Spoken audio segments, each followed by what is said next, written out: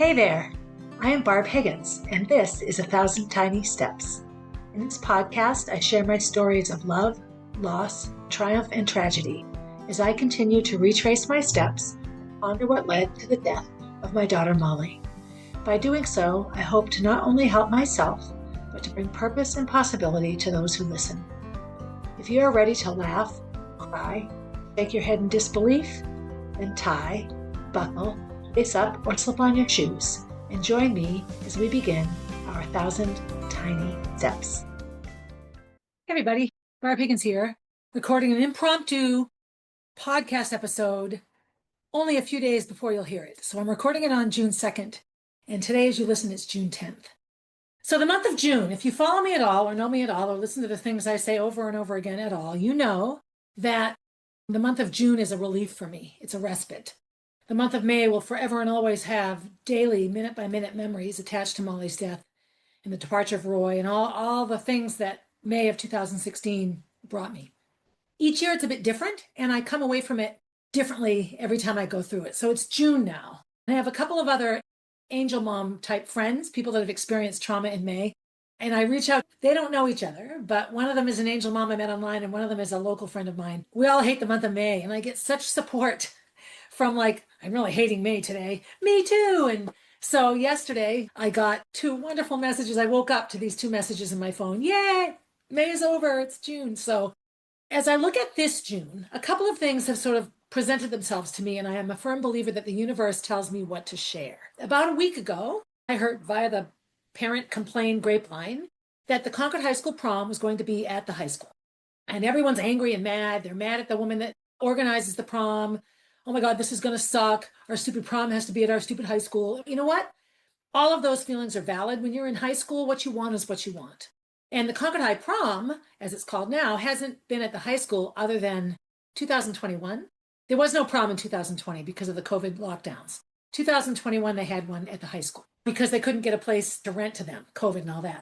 The last time it was regularly at the high school was the early 1970s. So 1970 to me sometimes feels like yesterday.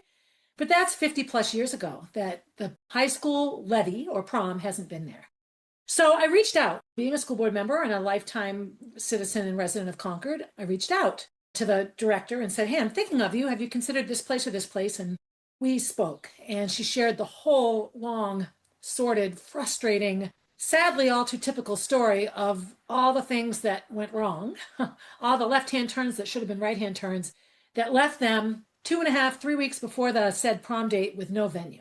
I will say this about the Concord School District, super flexible, super willing to make it work. And so the high school principal sort of made a unilateral decision. We're having it at the high school. There it is.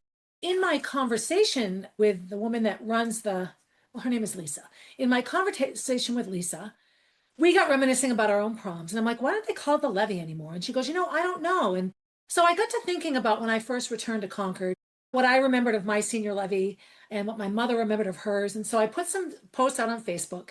And of course, I got so many amazing, amazing comments. And so in reading through them, what stood out to me was, yes, people that had it at the high school gym remembered it was at the gym, but they didn't really remember the theme. They didn't remember the decorations. What they remembered was how scared they were pinning the corsage on their date, or how afraid they were that the person they were asking would say no, or the beautiful moonlight drive they went on after the prom, or the post-levy party at Capoco, or, who they went with. I'm still married to my prom date, or I don't even remember my prom date. So what really came up to me in reading probably a total of about 60 or 70 memories is that the venue and the decorations and the physical reality of the prom was what people remembered the least. What they remember the most were their experiences, who they were with, what friends they went with, what they did after. There was a period of time where post-prom parties were huge, sort of the late 80s, early 90s, all through those decades, due to Mothers Against Drunk Driving, the nationwide raising of the drinking age to 21. There were all these teen driving accidents that were becoming out of hand. It was sort of the social contagion of the time. I remember returning to Concord. I graduated in 81, and we called it the levy. And then when I returned and started teaching in the district and coaching in 1990, suddenly it was the prom. So there were a number of things that made our levy, the Concord High School levy, different. One was it was called the levy. And there was a story behind it, which nobody knew. Number two, it was the Thursday before graduation. So prom season, all the proms are held in May. And ours wasn't. It was the Thursday before graduation. And I remember at the time I was in high school, this was just common for us. But no one else in my reality, in my life, other towns, they all had their proms like in May. It was like May was prom month. Sometimes even the end of April. It was like have the big dance and get it done with and continue on with school. Concord High School always had this tradition of really honoring the seniors the last week of school. Senior awards, a senior trip, senior activities, senior breakfast, whatever that might be, the prom and graduation all happened when seniors were done with the academic reality of school. And so when I first returned to Concord and it was in May, it really didn't sit well. It wasn't tradition for Concord. A lot of the staff members weren't comfortable with it.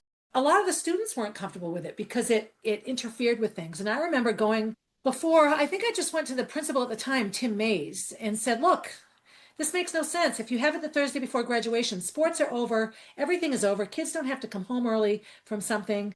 The number of times I tried to French braid hair and help people get ready for prom when it was on a Saturday night after a big track meet, it was terrible.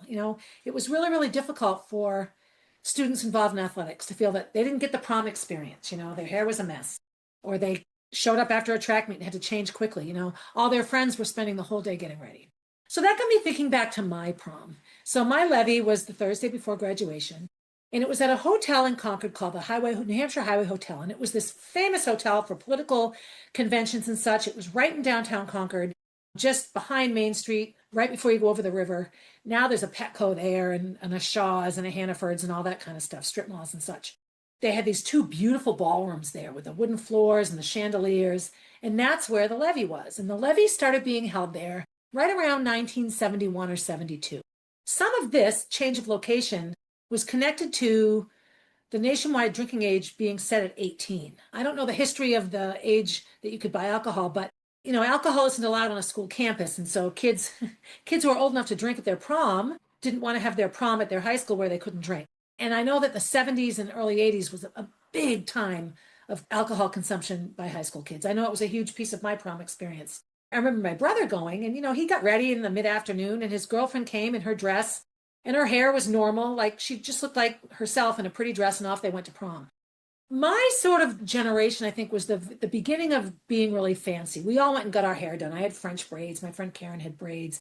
My friend Maggie had an updo. Like all of a sudden we were really sort of getting super dressed up. And that was the beginning of that.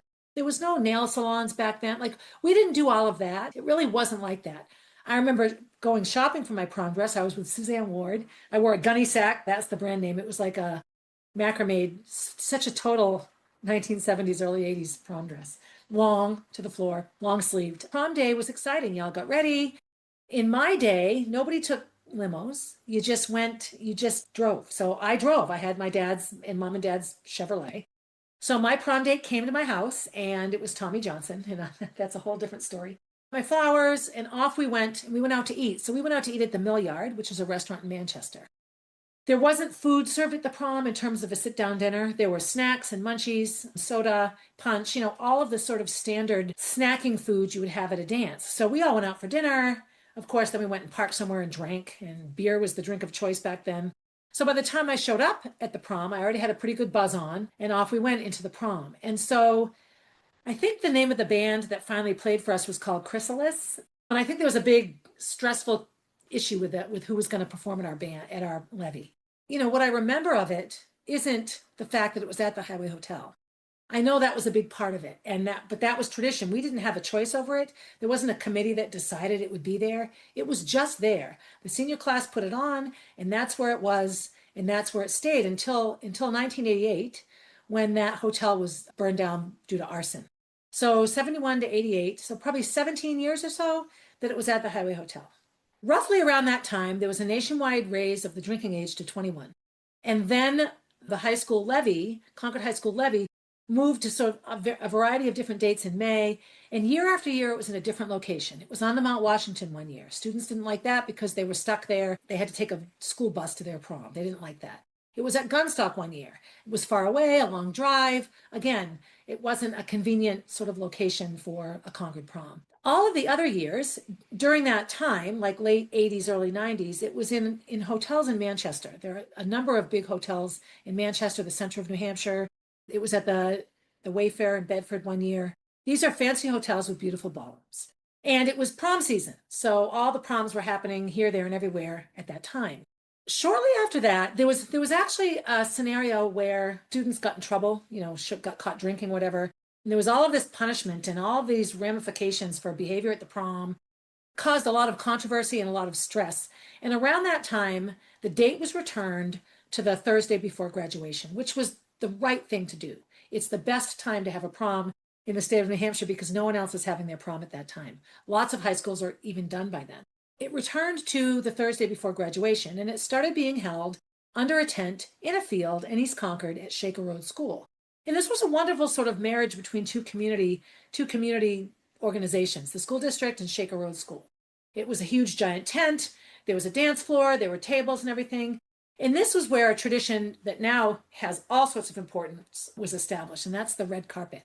There was no red carpet at my levee. However, when you walked into the prom, you were in a big foyer with these fancy staircases, and all the parents are up there taking pictures. We walked over this little bridge, this little make-believe bridge over a little make-believe pond, and then you walked on into the ballroom. So you had an area of grand entrance where parents were around to take pictures. When the levee started happening at Shaker Road School, it's in a field. So if it was rainy, you're walking on grass in your high heels and your fancy shoes. The prom organizers at that time, the levee organizers, quickly realized that they needed to have some sort of carpet or surface for the couples to walk on to get from the pavement into the tent. And so hence the red carpet was born. And it was really out of necessity to keep the shoes dry and to keep the heels from digging into the grass. I do know a major issue with having the prom in that field is that the bottoms of dresses got dirty. People had to take their shoes off. Sometimes it was muddy. If there had been lots and lots of rain, which was the case in a couple of different years, that was a disaster. So that location probably was a good 12 to 15 years. I know some of the details around why that discontinued, nothing that needs to be shared in a podcast. Communities are what they are. We're like one big dysfunctional family. The late teens, 2018, 2019, right around there, it stopped being at Shaker Road School. And so my recollection is that it now went to the Grapponi Center. So Concord now has a hotel that has a convention center and grand ballrooms and that sort of thing. And for several years in a row, it was at the Grapponi Conference Center. That's where Gracie's was. And so now the red carpet was just a carpet in the parking lot where you walked, you lined up outside and you walked along the red carpet into the prom. And that was successful. It's a nice venue. After several years of having it there, the complaint was the Concord High School prom has always been unique and different. It should be in a unique and different place. Little do these kids know how accurate the unique and different aspect is to the prom. The last 2 or 3 years, it's been held at a downtown theater called the Bank of New Hampshire Stage, which is under the same umbrella as the Capitol Center for the Arts. It's been super successful. South Main Street is closed. Kids go to the State House and have their prom pictures taken, on the State House Plaza. Then they walk down Main Street, and then they can walk on the red carpet into this really, really beautifully remodeled theater. It's all revamped. It's gorgeous. And a really neat downtown location for a prom. A couple of other high schools do theirs now. So our senior class organizing committee got right on it and decided, yes, let's keep it there. And so one thing led to another, and that venue ended up not being reserved for the high school. And I won't go into that either. I don't want to air dirty laundry. However, it was a disaster because now you have a venue that has been used and conceivably be the next traditional venue for the high school. No, it's gone. Quick thinking Lisa found another downtown venue, and it's actually a place where I got married. So it's called the Atrium, and it's adjacent to Eagle Square, which is a downtown Concord square that concerts are held at and such. There's a fountain there. It's behind a restaurant. It has a glass ceiling, and what it is it's the marriage of 3 buildings, the backs of 3 different buildings where, a big glass roof was put over that, and an indoor space was created to connect them. And in the 80s, when Eagle Square was redeveloped, there were shops. That was like a little mini downtown mall. You walked into the atrium area, and there were different levels of hallways with shops and candy stores and restaurants and such. It was really beautiful. It didn't end up lasting financially, which is unfortunate. I remember when I heard maybe 6 weeks ago that this is where the prom was going to be, I thought, what a great idea. It's 2 levels. It backs up to a restaurant, so easy catering and bathrooms. It goes out onto a public square, which is easily sort of roped off, so kids can't necessarily wander away. I thought it was like the perfect idea. And so imagine my surprise when I find out that due to some fire code issues and some other things, it can't be held there. I was going to the high school to present Molly B Awards, scholarships, the night all this was found out, and it wasn't long ago. So now you have a senior class advisor and a whole senior class of people, and nobody's happy. Nobody's happy. And it's, you just, somebody, everyone needs somebody to be mad at, you know? So I know who I'm mad at in this, and I'm not going to say who they are, but I'm frustrated that local community locations and venues can't be more supportive of the people that live in their towns. That's how I feel. All of that is water under the bridge right now. We're having a prom at the high school. So before I get into the history of the levee, I asked my date to the prom, and he reluctantly said yes. And I didn't know that he was actually dating at that time a male-bodied human. And so a bunch of us went to the prom together, including this other person and his date. You know, we're having fun, we're dancing, and this and that and this and that. And his date and my date disappear. And so I'm busy with my friends. I'm not even really noticing it, to tell you the truth. I'm just running around being busy.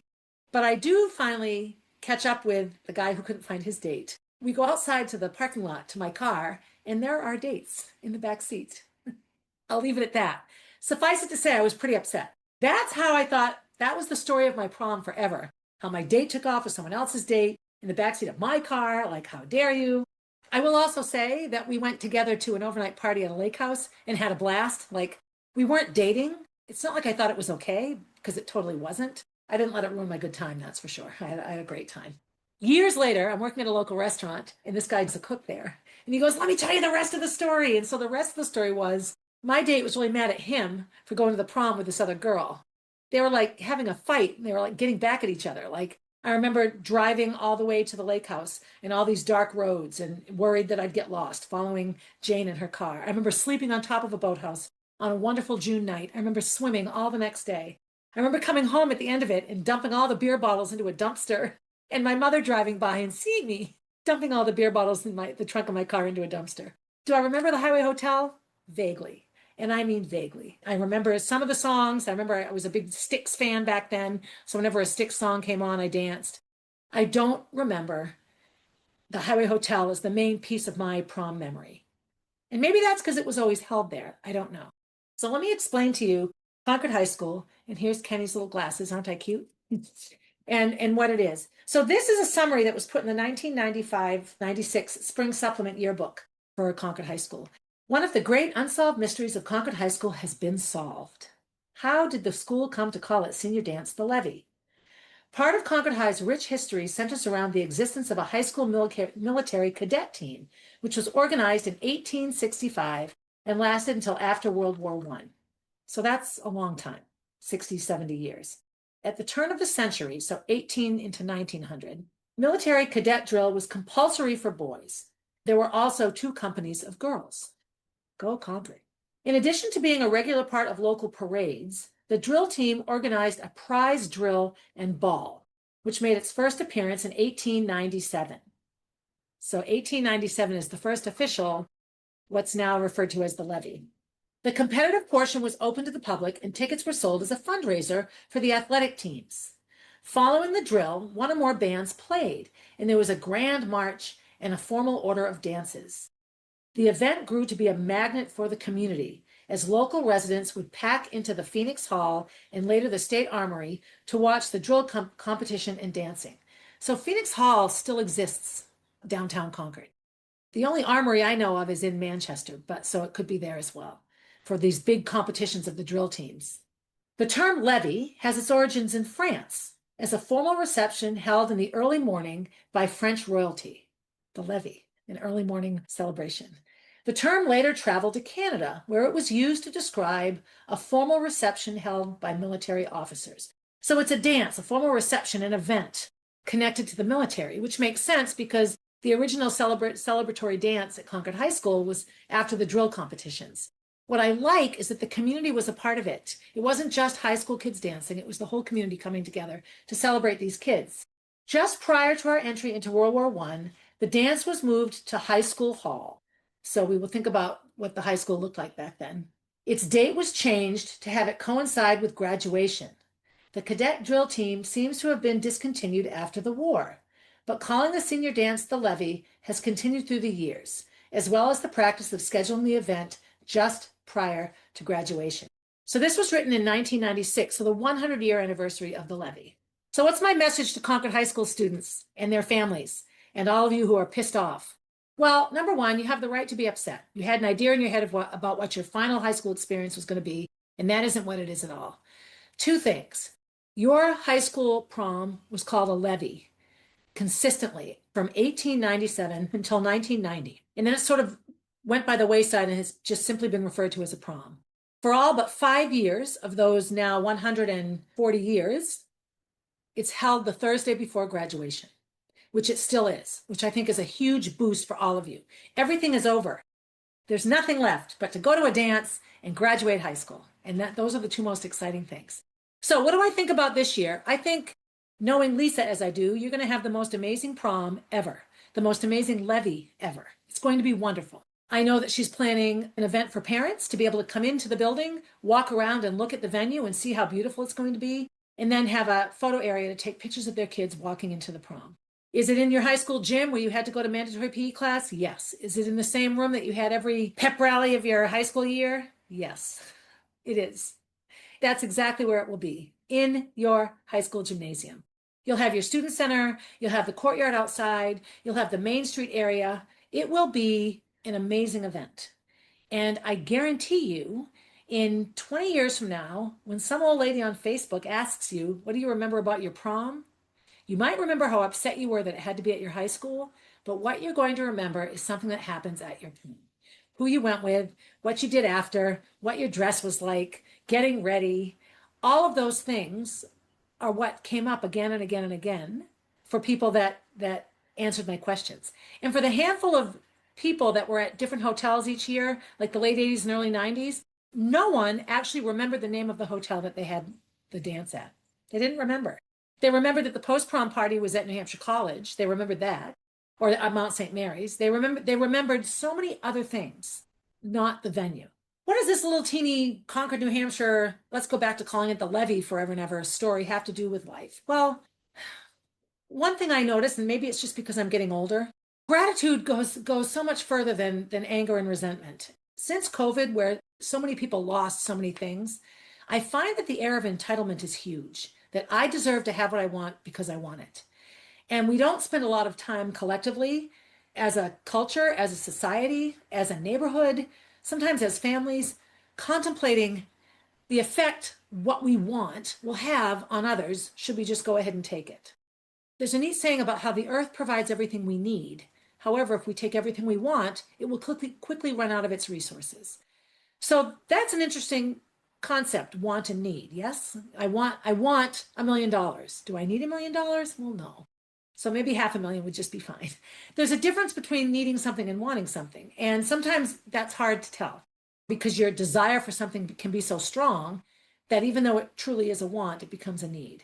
So I think a lot of what's going on with current high school students is still some fallout from COVID and how angry those students and families were that their experiences were taken away from them. So what do I think should happen in the future? Part of me thinks it should stay at the high school. Like, let that be the last amazing experience you have in your high school. It's certainly cost feasible.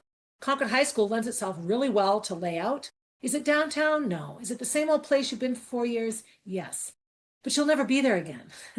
Rather than your last boring class in a muggy classroom on a Thursday afternoon, rather than that be your last day and your last experience at the high school, get all dressed up and come back and look at it as a transformed reality, a new wonderful place to have your final high school celebration. That's my Barb's podcast for today. So most of you listening have no idea where Concord, New Hampshire is or what it looks like or what's the levee. But my hope is that it returns to being called the levee. The history of it is more well known among the students that go to school there. The building that they go to school in was built in 1927. It's almost 100 years old, and that's where they go to school. And there's so many stories that took place in that building. So let's bring the community back into it. Let's make it a real community event where we celebrate our seniors and they celebrate themselves. The levee is this Thursday, June 12th at Concord High School. And there's a parent reception I think around 6 or 6:15, and then the students arrive shortly after that and walk on the red carpet. So if you're local, come up, watch those kids walk in and be a part of their magical night as they wrap up 4 years at Concord High School. Graduation is on Saturday the 14th at Memorial Field, where it's been forever and always, unless it gets rained out and it's in the gym. So in a time where we're so wrapped up in what we want, call me what I want you to call me, give me what I want, me. It's a very me-centered society sometimes. I think sometimes it's nice to look in the mirror and point and say, you. How can I help you? How can I make my life about something that's a little bit bigger than me? It takes a village. And right now we have a bunch of people working really hard to make the Concord High School Levy 2025 a great experience. So all my best wishes to levy goers, and let's see what we can do to keep this dance thriving in years to come. Be good to yourself. Dress up nice and go enjoy your prom. Have fun. Celebrate your achievements. Graduate high school with a smile on your face. Be good to someone else. Thank the people that work their butts off for working their butts off for you. And as always, have a good day, everybody. Hey, thanks for listening and supporting the podcast. Feel free to leave a review and share my stories with your friends. Please reach out with your own stories, as I love connecting with my listeners. If you would like to get to know Molly, head over to mollybfoundation.org to see what she is all about. If you want to see what I'm up to next, you can find me on Instagram at Barb_444, on Facebook as Barb Higgins, and at my website, 1000tinysteps.com. And while you're there, sign up for my newsletter, a weekly way to find out what's up in the life of Barb Higgins.